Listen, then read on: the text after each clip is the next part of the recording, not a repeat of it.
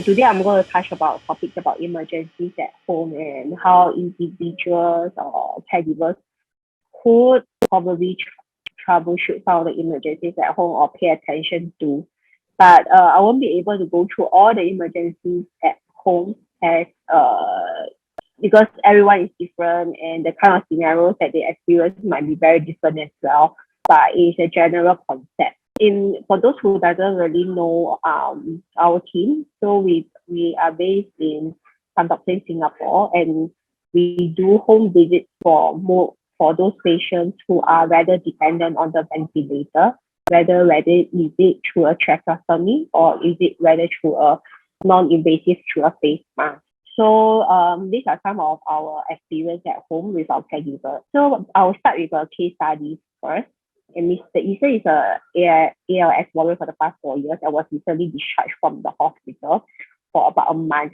He's on this invasive ventilator with this tracheostomy, but there wasn't any balloon, so he's able to call for assistance with the ventilator. But he's never on without the ventilator. He's always on 24 hours ventilator for the past 4 months since the hospital days. So his precautions are generally quite systematic, and caregivers, he only has one caregiver, and the caregiver is trained in the hospital and will adjust the temperature of the heater humidifier according to the consistency of the secretion. And how did they clear the secretions by cough vaccines when necessary. So Mr. Ethan lives with a wife and a paid caregiver and a daughter, and both daughter and wife are all working in the daytime. So he was taken care by a helper in the daytime and mainly at night as well. So one fine day, so this helper is like asking for help for the daughter, and they are struggling with a blocked tracheostomy tube. So the daughter came by trying to help, but don't know how to go around helping. And so the caregiver was like trying to suction. So they tried to wash in the cannula. The inner cannula hadn't been washed since last night, and there was some yellowish mucus that was like at the surrounding the tip of the inner cannula. The inner cannula is part of the tracheostomy tube. So where she is trying to try to pass the suction catheter through, but still unable to handle back as well.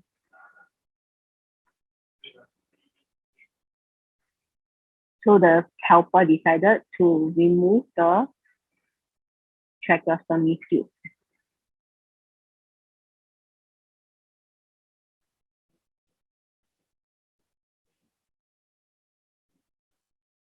And the daughter is questioning the caregiver, are you sure you are going to do that? Because it hasn't been taught, even by the care team. Then the helper will say, oh yeah, very sure that they have taught me this.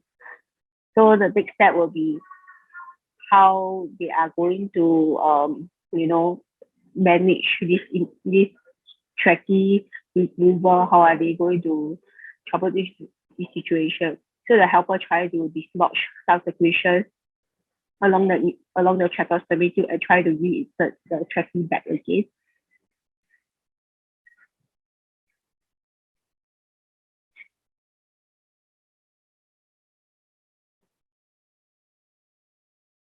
So right now they are checking if the tube has been successfully inserted.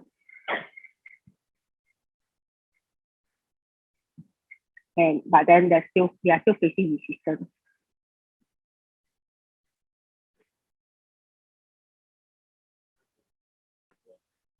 So they're trying to find some gauze and micropore, trying to close up the stoma, the hole, and they are going to try and pull back in through the face mask. Then the daughter is busy panicking. The micropore tape cannot find the opening of the micropore tape. Everyone is panicking. This is quite common. even in the hospital.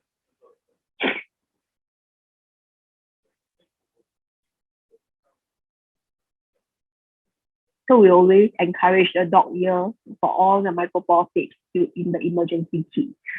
Otherwise, they'll be struggling.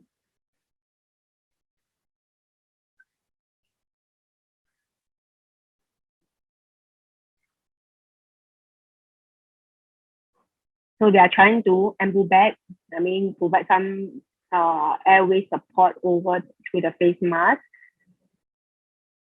But that they are also taught learn how to make sure how do you, what size you have to watch out for to ensure that this ambu bagging is successful.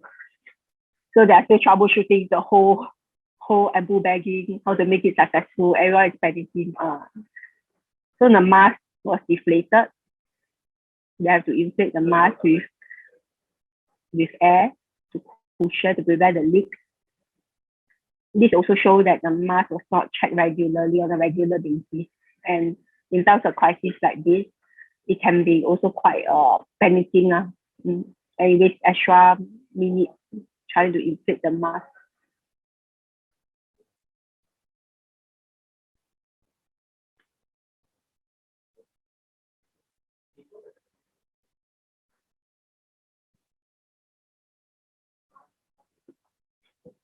So at the end of it, they managed to inflate, and hopefully y'all can see some chest rise from this video.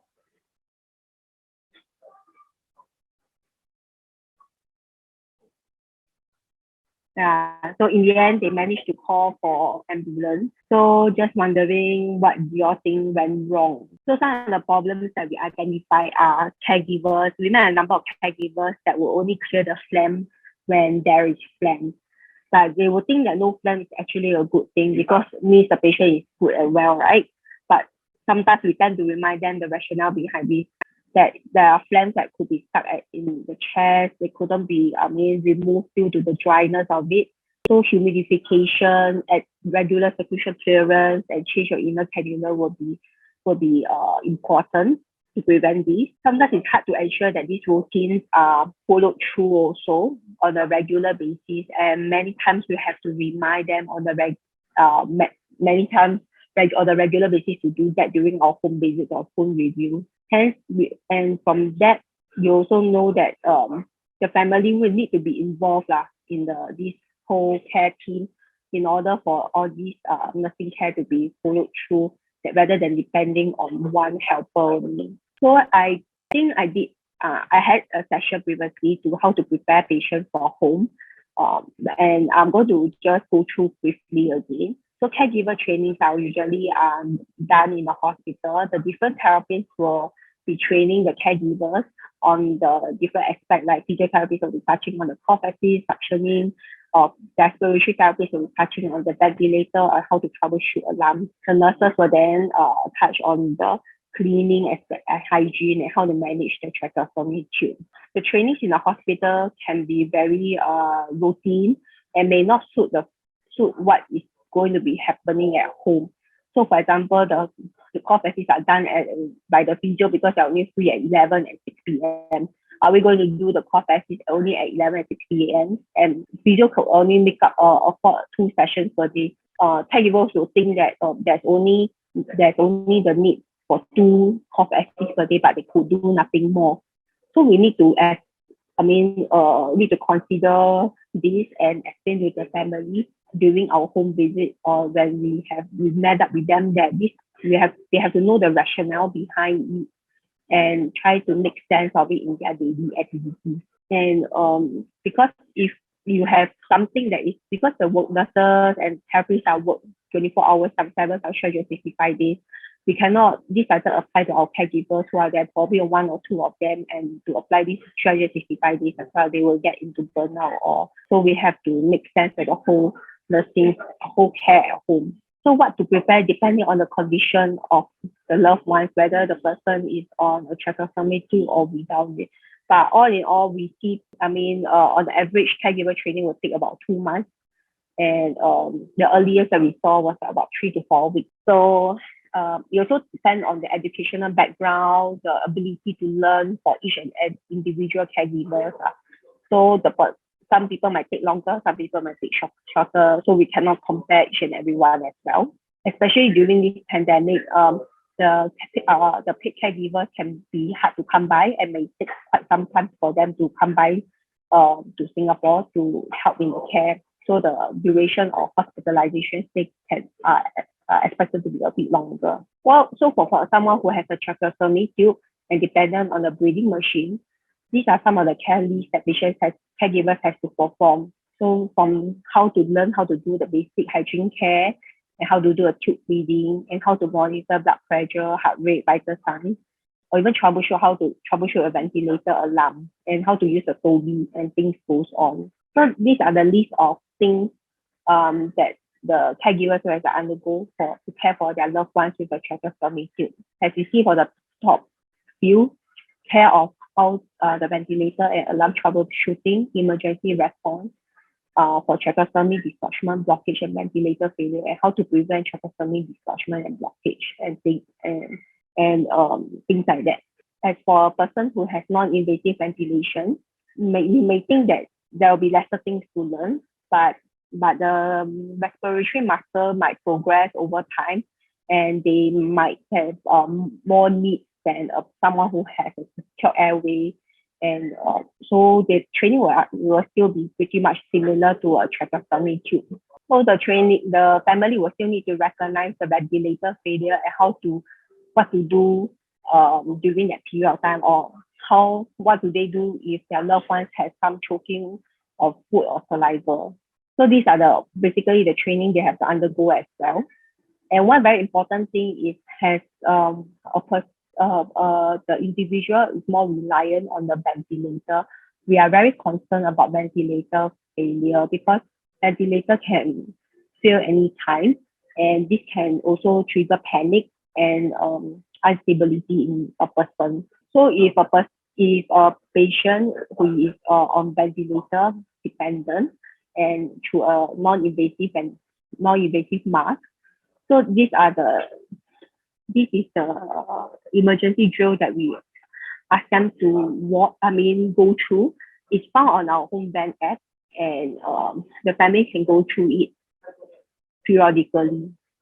So basically, we'll use the embo bag in replacement of the ventilator and try to provide that pressure to inflate the lung through the mask. And the most importantly is how to connect the whole embo bag and how to do the rescue breathing in how do they press? Do they press fast, or how fast do they press? How slow should they press the embo bag? So these are the things that caregivers will have to learn now. So as a human, we tend to panic, right? There's a lot of, even doctors and nurses, even in the ward, sometimes we are not doing a lot of emergencies during our working days. We will tend to panic and we tend to rely on others to prompt us into doing things. Likewise, we also have our trainings to do, our drills to keep us updated and be competent. So as a caregiver, they tend to forget their emergency response after many months of not touching it. And sometimes we will find that they can write it down, paste the emergency drills on the wall so that in case of emergency, they can refer it. So we have caregivers who are actually very competent. They take care of the patient for many, many years. But then when there's a drop in saturation, she suddenly panicked and forgotten how to embo bag even. So then we have to guide them through. I think she hasn't touched the embo bag for many months, and so we reminded her that okay, so now we have stabilized your loved ones already. Probably it's time that you all take out your embo bag and start to train on this and be familiar with it. Another problem that we identified was whether a person is discharged with adequate equipment. So these are the list of equipment that we would want our patients to be discharged with. Some of them are used regularly, some are not.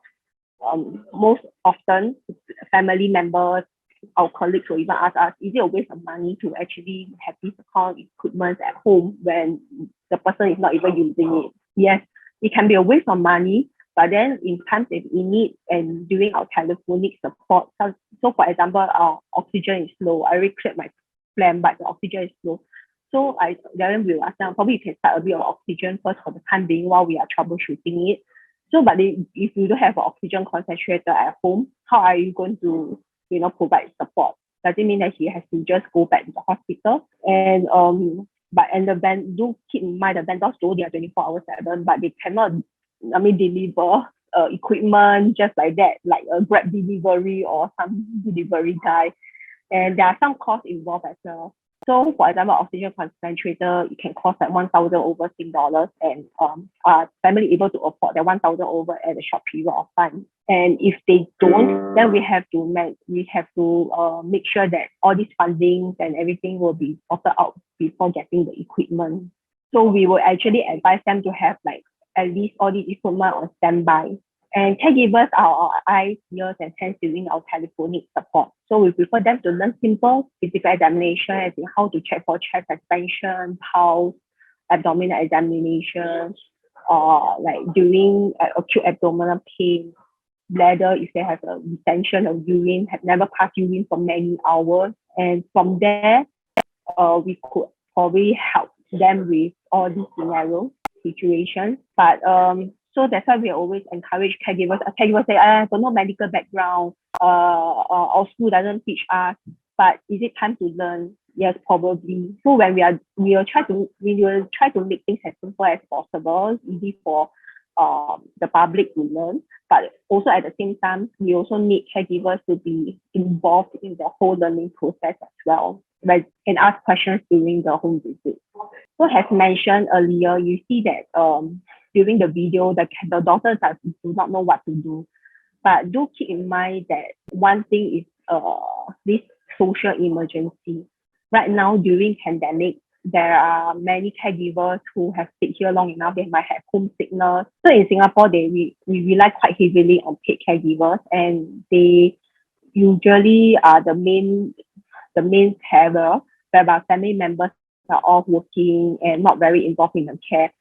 Over time, they will forgotten how to even care for their loved ones. So we do experience during this pandemic that caregivers can get COVID positive as well, and they will need to go for all their quarantine orders, and they left with no other caregivers. Hospitals are full. There's no means to pay for a private nurse who costs about $25 to $30 per hour, and there's no means for institutional short notice institutional care. Hence, we always encourage to involve one paid caregiver, and with at least one family member. So there are many families who sought help from us with their loved ones at home, but with no caregiver. But to be honest, even in Singapore, it's quite limited what we can do, because in terms of manpower, in terms of resources, it's not quite there yet to cope with this sudden social emergency. So other emergencies that we experience through our telephonic consults are like choking on food or suffocation, or probably it's not really choking. There are some residual kind of like food or suffocation that was hang lingering, making them very breathless, uncomfortable. Varicose spasms, some acute abdominal pain, or whether to go back to hospital or not. Some changes in the blood pressure or the heart rate, difficulty in swallowing, sudden difficulty in swallowing, and breathlessness or fits or seizures. So many of times we try to provide support over the phone and home visits, but actually the main aim of ours is to minimize admissions, and we also understand that with our patients will find hospital admissions uncomfortable, and the attention by our colleagues provided are quite limited compared to what they have at home. However, those are red alert signs. We still advise them to go back to emergency if we are unable to cope with at home. But if the individual finds that going back to hospital is not what he or she wants, they are more keen for home treatment, then we advise to engage a private GP when they are not available for home visits, or they can contact their home hospice team, if they're under them, to pay for a home visit, to have a look at them and probably liaise with us and see what we can do to make them as comfortable as possible at home with home treatment. But do keep in mind that keeping like having a individual at home with medical advisors it depends on each physician's comfort as well. So because as many of these are red alert signs and require medical attention in the institution. And with a competent caregiver and a clear NOL goals, my by patients and physician support, there are times that we are able to avoid admissions. So with a competent caregiver, a clear end of life goals by the patient and physician support, including other specialties that we can engage as a palliative care or even a gastro physician. There are times that we are able to avoid some of the admissions. So I'll probably touch on one or two of the emergencies at home, like choking of food or sufficient. And these are not uncommon among our ALS individuals, especially for those without a tracheostomy tube and they are still eating. And we often advise our caregivers to perform breastfeeding or cough assist machine with a manual assisted cough. But breastfeeding is a technique using a manual resuscitator bag with one-way valve and stack on each breath so that the person can achieve a maximum lung capacity before coughing. And the cough assist is a machine that pushes the positive pressure into the lung to inflate it, and the negative pressure that felt like a suction. So, and we will ask them to combine it with a manual assisted cough, which is a compression of the diaphragm by a stronger arm to replace the work of the abdominal muscle to facilitate the cough. Hopefully, with either the breathtaking or the cough assist and manual assisted cough, the individual is able to remove the phlegm or the secretions of food that was stuck. However, who does not benefit from it? For someone who has this bowel involvement might not tolerate the high pressure or flow from the breathtaking or cough assist, as the poor coordination over the vocal cord and might obstruct and reduce the airflow. And for this group of patients, we might not have much of a solution, but is to whether to decide do they really need a medical team or they have to return to hospital for further investigation if they are keen. And Larry's syndrome is another one that not many of our team have experienced, but it's one of the possibility of emergency, which is spasm of the vocal cord that makes the individual difficult to breathe or talk. It's a sudden sensation of the air that could not move in and out, and accompanied by a sharp E sound when breathing in. So the common causes are usually liquid or saliva in contact with the vocal cord, gastric reflux, and many times with anxiety, emotion, or some even the taste of certain or the temperature of the water or smoke or strong smell or spicy food can trigger that. So how do we cope? So based on this symptom management end of life care, right, by this article, they suggested to sit upright, breathe through the nose, swallow repetitively, and exhale through the mouth slowly, then breathing out. And this method might shorten the episode, but it have to be repeated in order to cope. In order to, to treat that laryngospasm. If you are very unsure, I found this video online by a fellow ALS guy who showed how he actually coped with this laryngospasm, and he talked about the different scenarios that he did during each time, whether it is triggered by emotions or triggered by secretions. Probably you can go to YouTube and have a look. It's by this ALS toolkit, and there are quite a few videos over there as well. So in this Muscular Dystrophy Association, there's this article written by Diana Huberty, a fellow ALS as well, who explained the different type of trophy that she experienced and how she managed to overcome it. I think it was quite a very simple and a good article to read and to learn more about it. The next emergency that we often experience is difficulty swallowing. So we receive phone calls, quite a bit of phone calls saying they suddenly cannot eat, suddenly cannot drink. What should we do? The signs of swallowing impairment can be very subtle and may not notice. It's not noticeable in daily life until there's a substantial weakness, like only can tolerate from a one whole bowl of rice, the person can only take a few mouthfuls for that meal, and the family members tend to panic and they worry. Or suddenly they can't even drink their water, or and everything starts drooling out. So but this has been happening probably for over the few weeks or even for a few days already, and their loved one health and nutritional status might be also compromised during that few days to weeks of reduced intake and reduced calories. And the swallowing also, like, as it involves the coordination of lips, tongue, and throat, and the muscle involving the swallow will be as weakness is also will result in swallowing difficulty. So we always, during our first few visits to them or encounter with the individual and their caregiver, we usually advise some of the signs and symptoms they should look out for already, like frequent coughing and choking on food when they are swallowing, gurgling of voice after swallowing, or they need to change the whole consistency of the whole food, um, like to cut to a smaller size, or even need to mince or blend it, or and when they are feeding, food and water started spilling off the mouth, or they take longer time to even eat, and there's quite a significant loss of weight. There are risks for chest infection or silent aspiration, meaning the food or water might go in the wrong track as well. So usually, what are the management for this? Softer food can make the swallowing easier.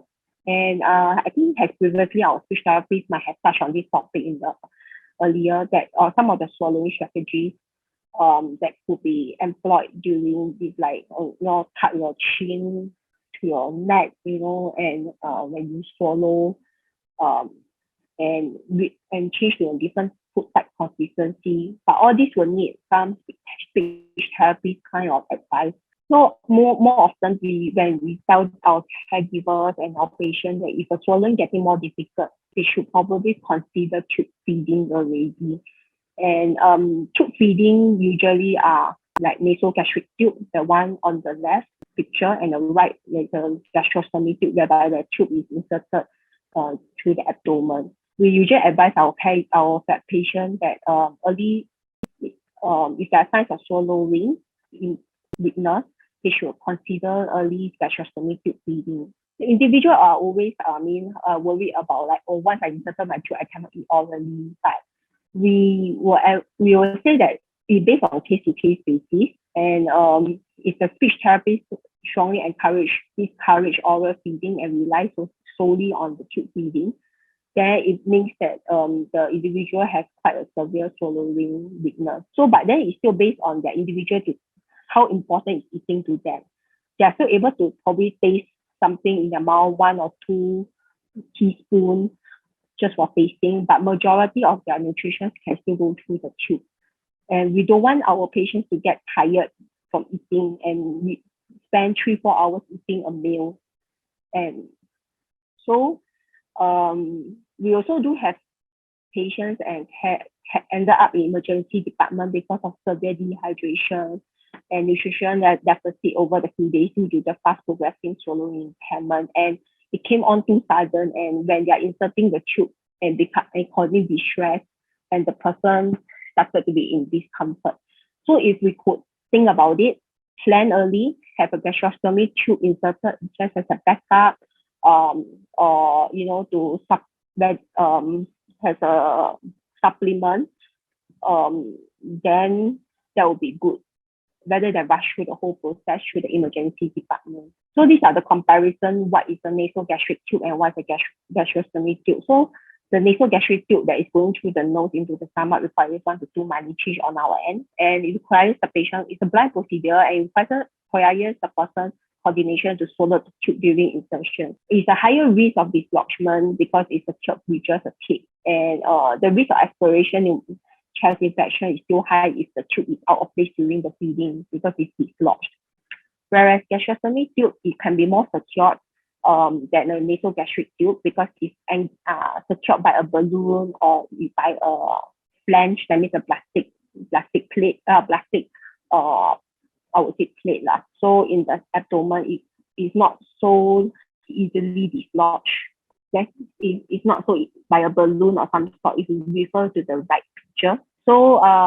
But this would require a short stay in the hospital for our end for this procedure, and they probably take 3 to 4 days stay. And change will be about 6 to 12 monthly, and usually quite painless compared to the nasogastric tube. However, there are some risk involvement like skin infection or some bleeding from the granulation or some other issues like the tube dislodging out by the balloon intact. And if the tube is coming out, then there might be infection in the abdominal cavity during the feeding. There might be milk seeping through the abdominal cavity as well. So other than preparing emergency at home, for those who are going out, we need to prepare them for the emergency outside of home. So caregivers are often advised to bring the necessary equipment and requisites when they are bringing patients out of home. So situations like ventilator failure, are stuck in the lift for hours, stuck in the jam, or even trachea might even come out, right? If someone going to step over the ventilator, tubing, and things like that. So we just have to anticipate the worst scenario. These are the list of things that we ask the family to bring. The A to M is quite extensive lah. Some of them might ask, is there a need to bring so many? But we will tell them it's better to be safe than sorry. Yeah, so when you need that certain consumable or certain equipment, that's always there for you to use, rather than there isn't any. That's our mobile app that I'm referring throughout my slides. Yeah.